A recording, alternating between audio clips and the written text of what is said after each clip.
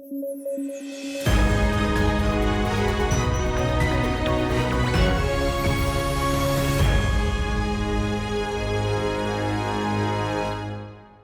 News at 9 programme में आपका स्वागत है। मैं हूं अमृत उपाध्याय। आइए जल्दी से देखते हैं आज की हेडलाइंस क्या हैं। State of global water resources 2021 report जारी। जलवायु परिवर्तन का हो रहा है बड़ा असर। 3.5 बिलियन लोगों के पास नहीं है पर्याप्त पानी। गुड्स ट्रेड बैरोमीटर ने बताई दुनिया के व्यापार की कहानी। धीमी पड़ी व्यापार की रफ्तार। विश्व व्यापार संगठन जारी करता है ये बैरोमीटर। और हॉर्नबिल फेस्टिवल की हुई शुरुआत। नागालैंड पहुंचे उपराष्ट्रपति। G20 की थीम पर रहा जोर। विश्व मौसम विज्ञान संगठन ने state of global water resources 2021 report जारी की है। ये अपनी तरह की पहली रिपोर्ट है। रिपोर्ट में जलवायु परिवर्तन के चलते पृथ्वी के जल संसाधनों पर पड़ने वाले प्रभावों पर चिंता जाहिर की गई है। साथ ही जल संसाधनों के बेहतर निगरानी और प्रबंधन पर भी रोशनी डाली गई है। इसके अलावा हर बेसिन में मौजूद जल संसाधनों के डेटा का एनालिसिस किया गया है। रिपोर्ट के मुताबिक जलवायु परिवर्तन का पानी के जरिए प्रभाव दुनिया पर साफ दिख रहा है। इसमें बाढ़ और सूखा प्रमुख उदाहरण हैं। दुनिया के कई हिस्सों में बहुत ज्यादा बारिश या नहीं के बराबर कहीं कहीं बारिश हुई, ये भी देखने को मिला। रिपोर्ट में भारत में साल 2021 में ज्यादा बारिश के चलते होने वाली घटनाओं की चर्चा भी है। भारत में हैवी रेनफॉल में सबसे ज्यादा प्रभावित होने वाले राज्यों में मध्य प्रदेश, केरल, आंध्र प्रदेश, कर्नाटक, पश्चिम बंगाल और उत्तराखंड जैसे राज्य शामिल हैं।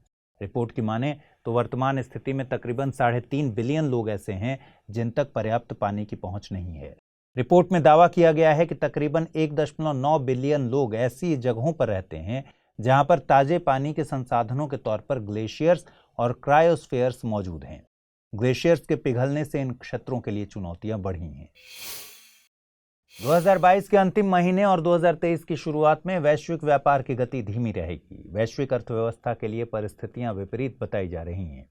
ये जानकारी WTO यानी विश्व व्यापार संगठन के गुड्स ट्रेड बैरोमीटर से हासिल हुई। गुड्स ट्रेड बैरोमीटर दुनिया के व्यापार पर एक कंपोजिट लीडिंग इंडिकेटर है जो कि वैश्विक व्यापार की ग्रोथ को बताता है। इससे वैश्विक व्यापार की रियल टाइम इंफॉर्मेशन हासिल होती है। वर्तमान में इंडिकेटर की वैल्यू 96.2 है। इसमें 100 से ज्यादा का मतलब होता है व्यापार में वृद्धि, 100 से कम वैल्यू का मतलब है व्यापार में हो रही कमी। इस इंडिकेटर के आंकड़े आमतौर पर तिमाही जारी किए जाते हैं, यानी हर एक तिमाही पर जारी किए जाते हैं। हालांकि यह आंकड़ों की उपलब्धता पर भी निर्भर करता है। इस खबर की अहमियत को समझने के लिए साल 2020 में UPSC की प्रारंभिक परीक्षा में पूछे गए सवाल पर गौर कर लेते हैं। सवाल पूछा गया था 2020 में कि कभी कभी समाचारों में पाया जाने वाला पद वेस्ट टेक्सास इंटरमीडिएट निम्नलिखित में से किस एक पदार्थ की श्रेणी से संबंधित है? कच्चे तेल की, बहुमूल्य धातु की, दुर्लभ मृदा तत्वों की या फिर यूरेनियम की? और इसका सही जवाब है ऑप्शन ए। इधर भारत और ऑस्ट्रेलिया के बीच ECTA यानी economic cooperation and trade agreement 29 दिसंबर को लागू होने जा रहा है। दोनों देशों के बीच लंबी वार्ता के बाद यह समझौता संभव हो सका। यह दोनों देशों के लोगों और व्यापार के लिए एक नए युग की शुरुआत है। समझौते के मुताबिक ऑस्ट्रेलिया व्यापार किए जाने वाले सामान में से 98.3% पर से कस्टम ड्यूटी को खत्म कर देगा। वहीं भारत को 40% उत्पादों से कस्टम ड्यूटी हटानी है। समझौते के लागू होने से दोनों देशों के बीच व्यापार आने वाले 5 सालों में $25 बिलियन से 45 से 50 बिलियन डॉलर तक पहुंचने की संभावना है। वर्तमान में भारत का ऑस्ट्रेलिया के साथ व्यापार घाटा 8.3 बिलियन डॉलर है। यह समझौता तकरीबन 1 दशक बाद भारत द्वारा किसी विकसित देश के साथ किया गया व्यापार समझौता है। इसमें trade in goods, rules of origin, trade in services, technical barriers to trade यानी TBT, sanitary and phytosanitary SPS measures, dispute settlement, telecom, customs procedures, pharmaceutical products जैसे एरियाज को कवर किया गया है। रूल्स ऑफ ऑरिजिन से मतलब है कि दोनों देशों की टेरिटरी में ही वस्तुओं का उत्पादन हो। इससे यह सुनिश्चित हो सकेगा कि दोनों ही देशों में वेस्ट मटेरियल का निर्यात न हो।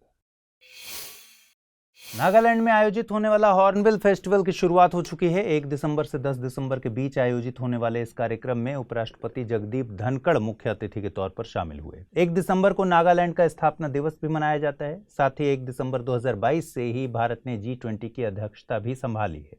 इसलिए फेस्टिवल के समारोह में G20 के लोगो और थीम को भी हाईलाइट किया गया। इस फेस्टिवल की शुरुआत के लिए नागा जनजाति के लोग नागालैंड के किसामा हेरिटेज गांव में इकट्ठा होते हैं। इसे फेस्टिवल ऑफ फेस्टिवल्स के नाम से भी जानते हैं। इसकी शुरुआत साल 2000 में हुई थी। गौरतलब है कि हॉर्नबिल पक्षी ब्यूसेरोटाइड फैमिली से ताल्लुक रखते हैं। कई हॉर्नबिल प्रजातियों के सिर पर हेलमेट जैसी संरचना होती है। भारत में हॉर्नबिल की 9 प्रजातियां पाई जाती हैं, जिनमें से 4 पश्चिमी घाट में पाई जाती हैं। भारतीय ग्रे हॉर्नबिल भारत में सबसे अधिक देखी जाने वाली हॉर्नबिल की प्रजाति है। इसकी अन्य प्रजातियों में Malabar grey hornbill, Malabar pied hornbill, great hornbill और रूफ नेक्ड हॉर्नबिल इत्यादि हैं। नारकोंडम हॉर्नबिल केवल अंडमान निकोबार के नारकोंडम द्वीप पर पाई जाती है। आइए अब जल्दी से देखते हैं आज के बुलेटिन पर आधारित क्या सवाल बन सकते हैं। पहला सवाल, हॉर्नबिल फेस्टिवल का आयोजन भारत के किस राज्य में किया जाता है? केरल, नागालैंड, त्रिपुरा या फिर तमिलनाडु? दूसरा सवाल, निम्नलिखित कथनों पर विचार कीजिए। गुड्स ट्रेड बैरोमीटर विश्व आर्थिक मंच द्वारा जारी एक रिपोर्ट है। State of global water resources 2021 report को यूनाइटेड नेशंस एनवायरनमेंट प्रोग्राम के द्वारा जारी किया जाता है। नीचे दिए गए कूटों का प्रयोग कर गलत कथन चुनिए। केवल एक, केवल दो, एक और दो दोनों, न तो एक न ही दो। आइए अब देख लेते हैं पिछले बुलेटिन पर आधारित क्या सवाल पूछे गए थे और उनके सही जवाब क्या हैं। पहला सवाल था, खबरों में रहा मेहर चंद महाजन कमीशन किन 2 राज्यों के बीच सीमा विवाद को सुलझाने के लिए गठित किया गया? कर्नाटक, तमिलनाडु, मध्य प्रदेश, छत्तीसगढ़, महाराष्ट्र, कर्नाटक या फिर त्रिपुरा, मिजोरम? और सही जवाब है इसका ऑप्शन सी। अगला सवाल मैंने पूछा था कि बाघ प्रिंट निर्दिष्ट करता है मध्य प्रदेश की हस्तशिल्प कला को। पूर्वोत्तर भारत में बांस के हस्तशिल्प पर हाथ से किया गया चित्रांकन। भारत के पश्चिमी हिमालय क्षेत्र में ऊनी वस्त्र पर ठप्पे या ब्लॉक से की गई चित्रकारी, या फिर उत्तर पश्चिमी भारत में सजावटी रेशमी वस्त्र से पर हाथ से की गई चित्रकारी? और सही जवाब है विकल्प ए।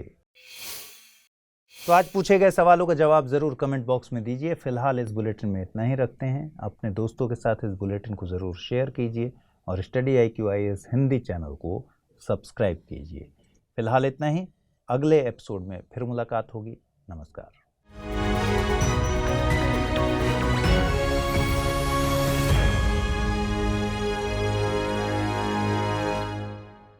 हिंदी में UPSC की तैयारी से संबंधित प्रोग्राम्स को देखने के लिए सब्सक्राइब करें स्टडी IQIS हिंदी।